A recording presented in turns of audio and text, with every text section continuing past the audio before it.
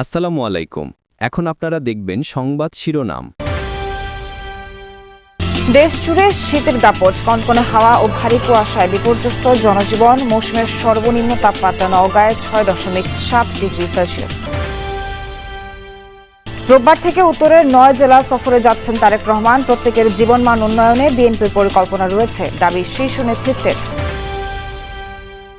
লালমনিরহাট সীমান্তে বিএসএফের গুলিতে বাংলাদেশি যুবক আহত। কুড়িগ্রাম সীমান্তে ফেলানী হত্যার 15 বছর আজ, বিচার পাওয়ার অপেক্ষায় পরিবার। 15 বছর হয়ে গেল, আজ পর্যন্ত আমরা সঠিক বিচার পাইনি। ফেলানী হত্যাকাণ্ডের সঙ্গে জড়িত বিএসএফ সদস্য, তাকে দৃষ্টান্তমূলক শাস্তি প্রদান করা হোক। সরকারি জমি দখলের বিরোধ নিয়ে সংঘর্ষ। নেত্রকোনার বারহাট্টা গ্রামে রক্তক্ষয়ী সংঘর্ষে 20 জন আহত। পরিস্থিতি নিয়ন্ত্রণে অতিরিক্ত পুলিশ মোতায়েন। ব্রাহ্মণবাড়িয়া 4 আসনে বিএনপির 2 প্রার্থী নিয়ে তৃণমূলের বিভ্রান্তি। দলীয় কোন্দল বড় প্রভাব ফেলতে পারে নির্বাচনী সমীকরণে। আসসালামু আলাইকুম। এখন দেখবেন সংবাদ বিস্তারিত। দেশ জুড়েই তীব্র শীত, হিম বাতাস আর কনকনে ঠান্ডায় স্থবির জনজীবন। নওগাঁ ও চুয়াডাঙ্গায় আজ তাপমাত্রায় পারদ নেমেছে 6 ডিগ্রির ঘরে। পৌষের শেষ ভাগে দেশের বেশিরভাগ জেলার উপর দিয়ে বইছে শৈত্যপ্রবাহ। পর্যাপ্ত শীতবস্ত্রের অভাবে সীমাহীন কষ্টে দরিদ্র ছিন্নমূল মানুষ। কুয়াশার চাদর কেটে 3 দিন পর অবশেষে উকি দিয়েছে সূর্য। তেমন উত্তাপ না থাকলেও এটুকু রোদই যেন আশীর্বাদ হয়ে এসেছে নওগাঁর চর মুক্তার গ্রামের 70ঊর্ধ্ব সামিজান বেওয়ার কাছে। ঠান্ডায় ঘুম ধরে না তো, হাত পা ঠান্ডা, গাও ঠান্ডা, কেমন ঘুম দেবে। লেখাটা ভালো থাকিতে হবে। বিধবা মেয়েকে নিয়ে জর্জীর্ণ এই ঘরেই বসবাস সামিজান বেওয়ার। হাড় কাঁপানো ঠান্ডায় পর্যাপ্ত শীতবস্ত্রের অভাবে চরম কষ্টে দিন কাটছে হতদরিদ্র পরিবারটির। কুয়াশা পড়লে তো টিনে মনে হয় যে বৃষ্টি হচ্ছে, বৃষ্টি পড়ছে, এরকম 500, 700, 800 এর নিচে তো কোনো শীতবস্ত্র নেই। তাহলে আমরা শীতের কাপড় কিনবো নাকি খায়ে বাঁচবো? পৌষের শেষ ভাগে দেশের বেশিরভাগ জেলার উপর দিয়েই বইছে মৃদু থেকে মাঝারি শৈত্যপ্রবাহ। বেলা গড়লেও কোথাও কোথাও থাকছে কুয়াশার দাপট। নওগাঁ ও চুয়াডাঙ্গায় তাপমাত্রার পারদ নেমেছে 6 ডিগ্রির ঘরে। এছাড়া গোপালগঞ্জ, যশোর, কুষ্টিয়া, পাবনা, রাজশাহী ও পঞ্চগড়ে সর্বনিম্ন তাপমাত্রা নেমেছে 7 ডিগ্রি সেলসিয়াসের ঘরে। তীব্র শীতে স্থবির হয়ে পড়েছে জনজীবন। প্রচণ্ড ঠান্ডা, কষ্ট, চলতে পারছে না, ফিরতে পারছে না। 5-6 দিন একভাবে কুয়াশা, আর শীতের জ্বালায় মানুষ উঠতে পারছে না, যাতে পারছে না মাঠে ঘাটে। শরীরের এই সাইড দিয়ে সমস্ত কাঁপে এবং ঠান্ডা লাগে। 11 জানুয়ারি থেকে 4 দিনের সফরে উত্তরাঞ্চলের 9 জেলায় সফর করবেন বিএনপির ভারপ্রাপ্ত চেয়ারম্যান তারেক রহমান। সকালে বিএনপির পক্ষ থেকে সরকারের কাছে নিরাপত্তা চেয়ে চিঠিও দেওয়া হয়েছে। এই সফরে থাকছে না কোনো রাজনৈতিক কর্মসূচি। তারেক রহমান এই সফরে বিশিষ্ট ব্যক্তি, নিহত জুলাই যোদ্ধা এবং গণতান্ত্রিক আন্দোলনের শহীদদের কবর জিয়ারত করবেন। এই চিঠিতে আরও জানানো হয়, সফরটি মূলত ধর্মীয় ও সামাজিক অনুষ্ঠানের অংশ হিসেবে আয়োজন করা হয়েছে। এক্ষেত্রে বাংলাদেশ নির্বাচন কমিশন কর্তৃক জারিকৃত আচরণবিধি কোনোভাবেই লঙ্ঘন করা হবে না। লালমনিরহাট সীমান্তে ভারতীয় সীমান্তরক্ষী বাহিনী বিএসএফ এর গুলিতে এক বাংলাদেশি যুবক আহত হয়েছেন। ভোরে হাতীবান্ধা উপজেলার দইখাওয়া সীমান্তে ঘটনা ঘটে। গুলিবিদ্ধ যুবকের নাম মোহাম্মদ রনি। স্থানীয়রা জানায়, গতরাতে রনি সহ কয়েকজন সীমান্ত এলাকায় যায়। এ সময় তাদের লক্ষ্য করে গুলি ছোড়ে ভারতীয় সীমান্তরক্ষী বাহিনী বিএসএফ। গুলিবিদ্ধ হন রনি। গুরুতর আহত অবস্থায় তাকে উদ্ধার করে রংপুর মেডিকেলে ভর্তি করা হয়েছে। এই ঘটনার প্রতিবাদ জানিয়ে বিএসএফকে পতাকা বৈঠকের জন্য আহ্বান জানিয়েছে বিজিবি। আজ 7 জানুয়ারি ফেলানী হত্যার 15 বছর। 2011 সালের এই দিনে কুড়িগ্রাম সীমান্তে কিশোরী ফেলানীকে লক্ষ্য করে গুলি ছোড়ে বিএসএফ জওয়ান। প্রায় 4.5 ঘন্টা কাঁটা তারে আটকে ছটফট করে মৃত্যুর কোলে ঢলে পড়ে ফেলানী। নির্মম সে হত্যাকাণ্ডে কেঁপে উঠেছিল বিশ্ববিবেক। তবু আজও সন্তান হত্যার বিচার পায়নি হতভাগা বাবা মা।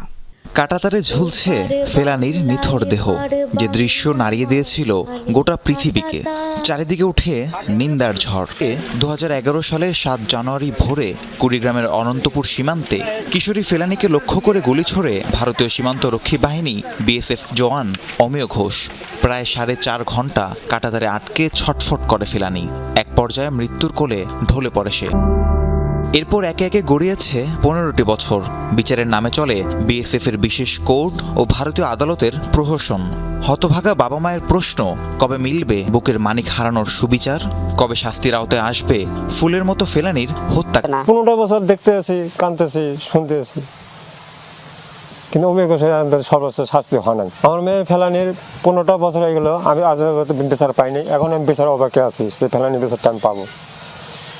আমি এখনো শুনতেছি কাটাতারে মানুষ অনেক মারা যাইতেছে সীমান্তে। আমি এটা দেখতে চাই না, আমি সীমান্ত হত্যা বন্ধ চাই। ফেলানি হত্যার বিচার না পেয়ে বহুবার হয়েছে বিক্ষোভ, মানববন্ধন। সবশেষ গত বছর সীমান্ত অভিমুখে হয় মার্চ ফর ফেলানি কর্মসূচি। তবুও নির্মম হত্যাকাণ্ডের বিচার হয়নি। সরকারি জমি দখল নিয়ে বিরোধের জেরে টানা দ্বিতীয় দিনের মতো যুদ্ধক্ষেত্রে পরিণত হয় নেত্রকোনার বাট্টা গ্রাম। রক্তক্ষয়ী সংঘর্ষে দুই পক্ষের অন্তত 20 জন আহত হয়। খবর পেয়ে পরিস্থিতি নিয়ন্ত্রণে আনে পুলিশ। এর আগে গতকাল একই ঘটনায় দুই পক্ষের মধ্যে চলে সংঘাত, আহত হয় 30 জন। নেত্রকোনার বাট্টা গ্রাম। আল বল্লম দা লাঠি নিয়ে সংঘর্ষে জড়ায় দুপক্ষ। দুই পাশ থেকেই বৃষ্টির মতো চলে পাথর নিক্ষেপ। শতাধিক মানুষের এই সংঘাত চলে 2 ঘণ্টা ব্যাপী। ঘটনার সূত্রপাত আরও আগে। স্থানীয়রা জানায়, বাট্টা গ্রামের একটি সরকারি জমির দখল নিয়ে দীর্ঘদিন ধরেই বিরোধ চলছিল একই গ্রামের জীবন ভূঁইয়া ও চন্দন মিয়ার মধ্যে। গতকাল এক পক্ষ জমি দখল নিতে গেলে অপর পক্ষ বাধা দেয়। এক পর্যায়ে কথা কাটাকাটি রূপ নেয় সংঘর্ষ। একই ঘটনার জেরে আজ সকালেও আবার দুই পক্ষের মধ্যে সংঘর্ষ শুরু হয়। আহত হয় অন্তত 20 জন। 2 ঘণ্টার চেষ্টায় পরিস্থিতি নিয়ন্ত্রণে আনে আইন শৃঙ্খলা বাহিনী।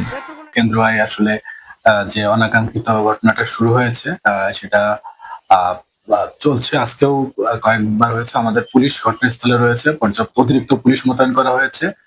দুই পক্ষের আহত হয়েছে আমরা জানি, এবং আমরা দুই পক্ষের অভিযোগ পাওয়ার সাপেক্ষে আমরা এ বিষয়ে মামলা নেব।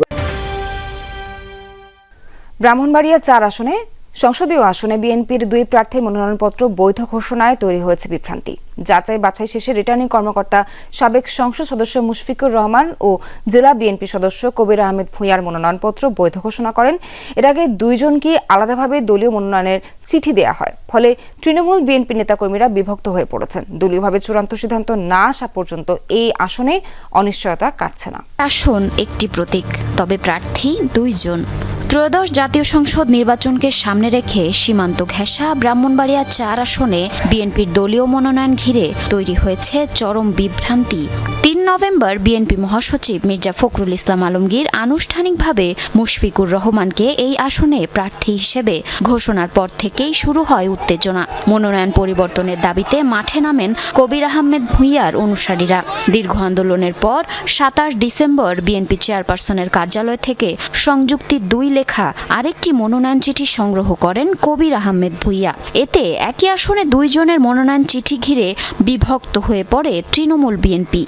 কসবা খাওড়া থেকে আপনার বিএনপি থেকে 2 জন প্রার্থীকে নমিনেশন দিচ্ছে। আসলে দল যে নমিনেশন দিচ্ছে, আমরা সাধারণ মানুষ একটা বিভ্রান্তির ভিতরে আছি। এখানে 2 জনকে বৈধ দেওয়া হয়েছে। যারা বিএনপি করে তারা তো দ্বিধাদ্বন্দ্বে আছে।